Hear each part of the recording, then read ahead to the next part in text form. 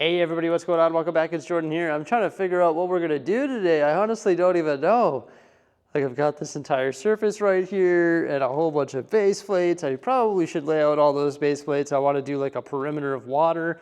Then I could start developing the medieval area. It's like, okay, well that's a huge project. Could continue working on the downtown core. I've been mentioning the need for the valet park. Gonna make that 16 by 32 studs right there in front of the hotel. Maybe develop this plate or the plate in front of town hall right there with the fountain, build some sort of large staircase. Been putting a little bit of work into the downtown core, so maybe I need to transition into something else. Maybe like the zoo. Maybe work on that, I don't know. Or we could come over here and start finishing off this water here. I need to do all the underlying plates and get all these cheese slopes and 1x4 tiles laid, and that would sort of make this area look pretty cool. Got to work on the train yard as well, maybe the countryside underneath the Winnie the Pooh set and the treehouse. Develop these plates and start to develop this creek as well, and further develop the countryside gravel road. Or I could start working on, or continue working on, these mountains. I've got these mountains, and Hocus Pocus is so lonely right there, just sitting on some gray base plates. I could continue that project as well. What I should do is a YouTube poll so you can help me determine what to do next, just because there's so many exciting things that need to happen here in the city. After a little bit of thought, I've narrowed it down here. It's going to be either the trade yard, the countryside, or the continuation of the Green Mountains. I think we're going to go with the Green Mountains because I recently received a ton of parts for this. Like I've been buying 2x4 brick from the pad wall. Also, I've got a bunch of 4x4 plate right now. And I received like 70 of the 16 by 16 Technic panels, which support these giant chunks of mountain. So what I'm gonna do is bring these up to my desk, bring up 3 green base plates, and try and build the next section, which is gonna sit right beside these. So it's pretty much gonna continue right up here. I've decided that I'm just gonna do this one plate at a time. So I'm starting with, of course, the lowest plate. The first thing I did was just 12 studs of mills. I did that with some dark bluish gray, some 1x bricks around the perimeter, 2x bricks in the interior, and then I laid out some of these rock panels. The rock panels are 10 studs wide, and this is 48 studs wide here. So I've got 4 of the rock panels staggered, and then I filled in the excess space, that being 8 studs, in 2 different segments of 4. And now I'm starting to use these like peach colored 16 by 16 Technic plates that I found on Bricks and Pieces at a discounted rate. That was a nice find actually. And I'm just building up. So these ones here, I pinned together. So I've got 3 of them there, and they're fully supported on the back. I just got to make sure that whatever towers I use, I get the math right. Because for example, here, we're 1 brick, 1 plate, 6 bricks for the rock panels, and then these panels are actually 1 brick and 1 plate thick as well. So when I'm creating the next one, I just got to make sure that I get that math right. So it's actually 9 bricks and 2 plates, because we have the additional plate from here and the additional plate from the mills plate, and then this will be the support for this Technic plate here. Now I'm not going to pin the next layer together because I want to stagger these a little bit. Otherwise I'm going to have just like this staircase effect, and of course I could break that staircase effect by doing mills work on top of this, but I think it's going to be easier to do with the 16 by 16 plates. And now I'm at the height where I can actually start using some of these train supports, because these are 10 bricks tall. So I've got a 10 brick tall plus 2 plate support there for the next one, which will go beside the other one that we just installed there, and that's going to go like this. So I can start to get this effect here where it's not all just like a staircase, and I can go up and down or whatever it may be. Now you'll see that I overlap these plates 4 studs. That's because I have 8 studs in the foreground here that I've got to make up for. So I'm just overlapping it 4 here, and I'll do another 4 there. It's going to be a lot easier for me to bridge the green brick and the green plate across. It's not going to be like this weird stuff happening, because it's going to be solid 16 by 16s, which is going to make it super easy. These other ones I had limited 16 by 16 plates, so I did weird things like bridging it across, and it just doesn't look as good. It consumes more pieces in the end. You've got to do a lot more like funky stuff. You get like wiggly parts like this that's not fully supported, so this is definitely not as good as doing something like this. This is my second time building with these 16 by 16 plates. I think I've learned a lot, and I'm going to be able to create a pretty solid structure. Before we continue, I wanted to let you know about my next giveaway. It is the Atreides Royal Ornithopter and a bunch of minifigs too. I'm going to be giving those away during my next Whatnot stream, which is taking place on August 17th, starting at 2 o'clock Mountain Time. During that stream, I'm going to be auctioning off a bunch of Lego starting at only $1. We've got a whack of cool minifigures and some awesome sets as well. If you want a giveaway, I cover the international shipping, and giveaways, of course, are free to enter. If you're not on Whatnot, you can join using my affiliate link, and when you join using that link, you're going to get $15 credit, which can be redeemed on your first purchase. So you can redeem that credit on any one of these auction items, or on anything out of my Buy It Now store as well, where I've got like a bunch of CMFs and also cool Lego sets. But yeah, I hope to see you there. Good luck with the giveaways, and let's continue with the Lego. This one's fully plated off now, pretty rock solid. However, I think I'm gonna change all of them. I brought up the center one and also the tallest one over here. And as I was bringing it up, I was like, oh man, I made a critical error here. I should have mills plated the entire plate. That was a mistake. I didn't do that because technically this is still mills plating or mills plated. It's just that the top layer of plate is the top, right? You got your supports here. But I should have done the 2x2 bricks and the layer of plate because this doesn't even have details on it yet. And when I put trees on there and all the slopes and all the details, like the curved slopes and all that different type of stuff, it's going to increase the weight of these plates substantially. So it's going to be beneficial to have the base of it fully mills plated, because imagine moving this when it's twice the weight and you got this flimsy base plate on the bottom. Not going to be good at all. These supports will definitely give out. I realized that I could reinforce the supports with, say, Technic 1x16 bricks or generic 1x16 bricks, and I could interlock them all. But I mean, how many 16 or 1x16 bricks is that going to take?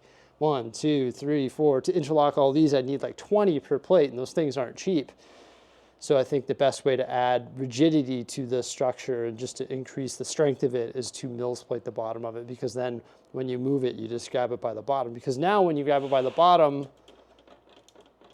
it's not going to work out, right? So I've got to just bite the bullet and allocate the parts to mills plating these things, just because it's going to be a lot better when I go to place them in the city, when I've got all the trees and got all the details on there and they're super heavy.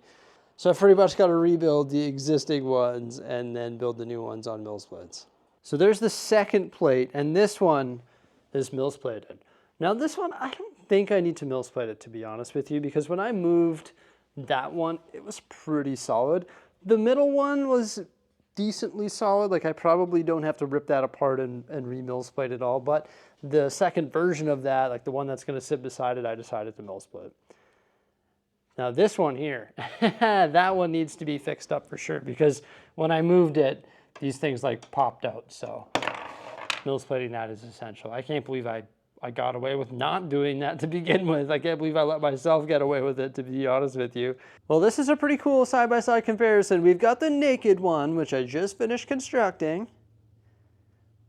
And then we've got the one with all the green plate and brick. Quite the difference it makes. And this one's not even done yet. I've still got to go through and add all the details, the slopes, the vegetation, all that different type of stuff. So this one uses a ton of these 16x16 plates. It's 9 per plate. So I've got 27 16x16 plates, which is pretty wild to think. They're all fully supported underneath with these black supports that I used to support my elevated train station with. And then I've topped some of them with the 2x2 bricks, and I've tried to stagger them.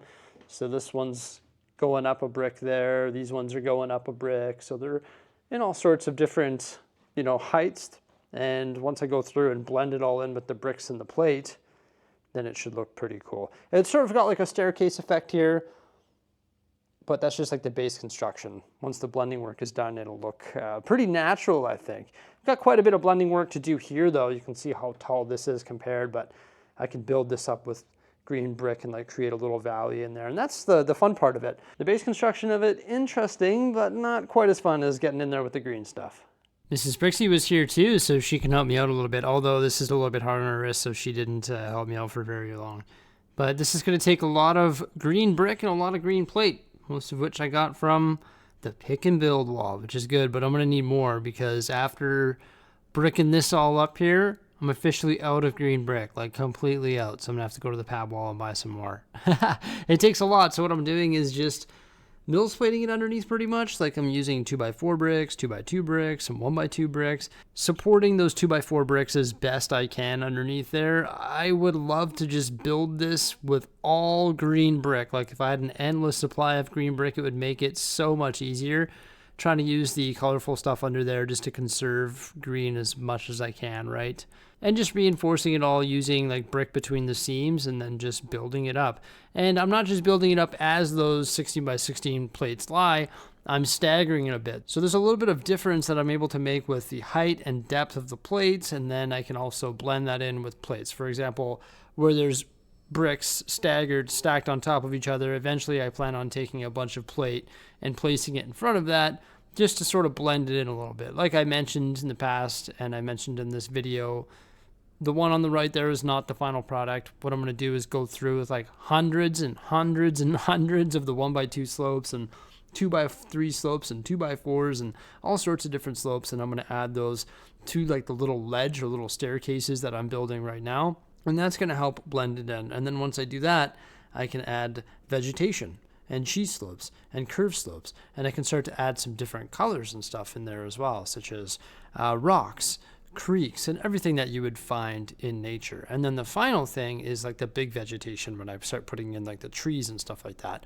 But I don't want to get too carried away with adding the slopes and adding the vegetation and adding all of those details yet, because I don't know what structures are going to go on here. So if I go ahead and texture all of this stuff, well, then it's like, okay, well, now I want to build a windmill, or I want to build a little cabin, and I want to put it up here on this ledge. Well, but now it's all textured. I got to go through and remove all that texture because I can't have a cabin sitting on the textured ground. So for now, I'm just building the base structure. Then later on, when I have a little bit more mapped out and I know where the structures are going to go and where different types of builds are going to go, or where there's going to be trails or pathways or creeks, then I can start to add that detail. But just like that, we're at the top of the plate there. I am pretty much just mills plating it because that's pretty flat there. I wanted it to have a flat top because that's going to be closer to like the Ninjago area, the Ninjago district. So I need it to have like a flat top because then I can put like different temples and stuff up top there on those green areas. But pretty much just mills plating that using 2x2 plate and also 2x2 brick.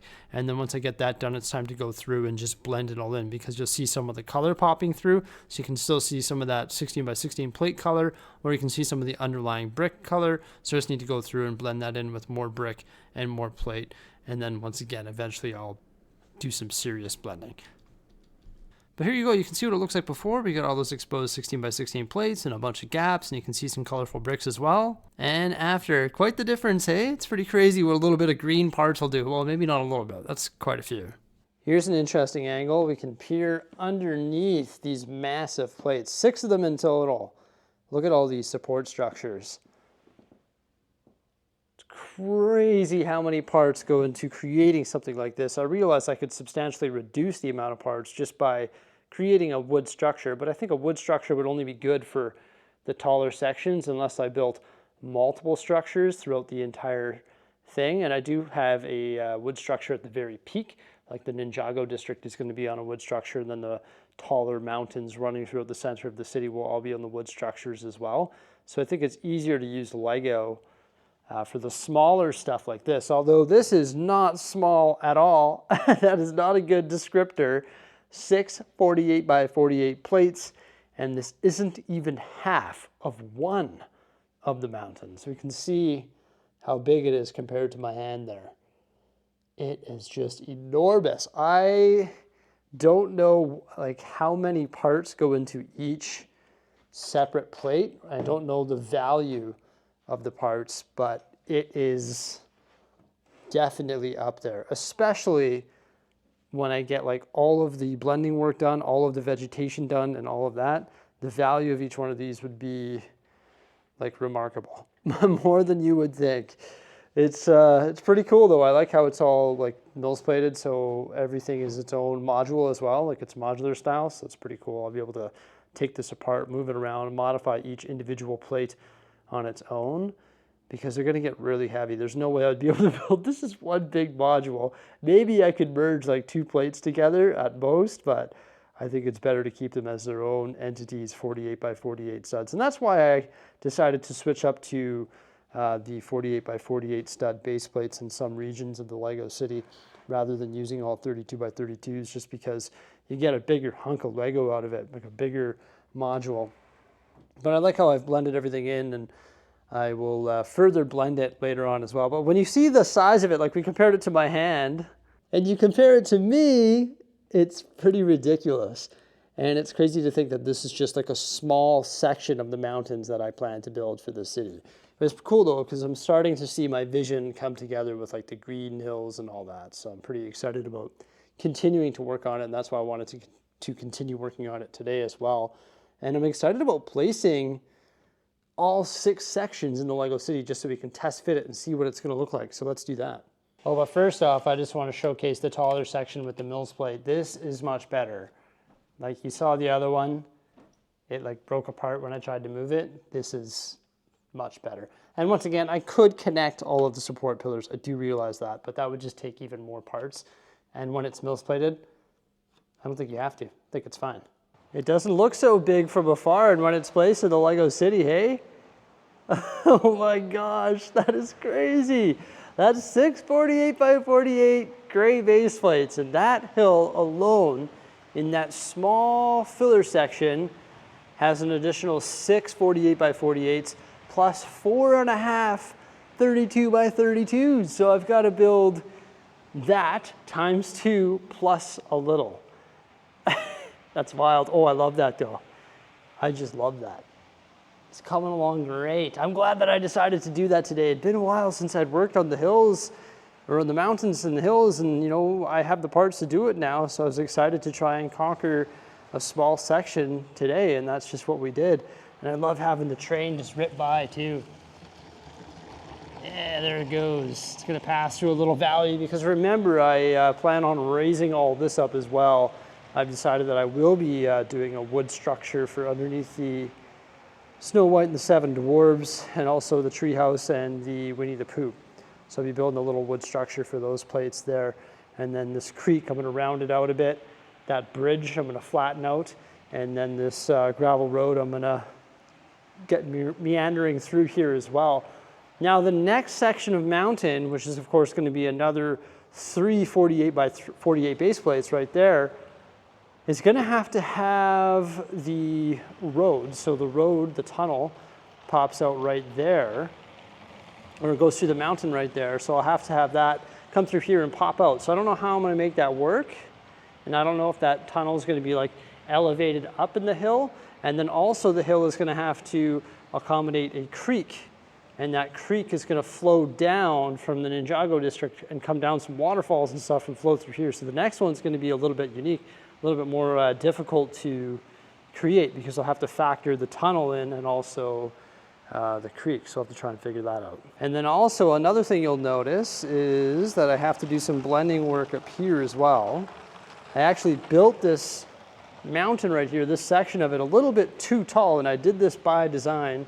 You can see it comes over top of the platform that I have installed there for the Ninjago district. So my plan is to cover this with water, like with blue base plates, tile it all off, plate it all off, just like that there, and then build up some rock work here so it can start to get like rocky around the Ninjago district. And I'll do the same thing here. I have to blend this in and stretch it across so that I can blend all of that in around the Ninjago district once I get the water in there. And then from there, we can get rocky and we can start to go up into this mountain range, which will go on top of this wood structure that will run all the way along. So yeah, I'll have to get working on that as well. One thing at a time, right? Holy, it's a little bit overwhelming, everybody, but I'm excited about it. And you know, if you make a little bit of progress like this every couple of days, it makes you feel pretty good, even though it's a tiny section in a huge Lego city. But you know what? I knew this table layout was aggressive. When I built it, I maximized the space. I'm sure you remember the vlogs of me building these tables, and I was like, go big or go home. Let's make it huge. And that's exactly what I did. And now I just have to slowly claw at the layout, just day by day, get her done. But I'm happy that I was able to add that to the Lego City. I hope you enjoyed this video. Please remember to like, subscribe, and stay tuned for some more great stuff coming out in the near future, and have yourselves a fantastic day. Bye for now.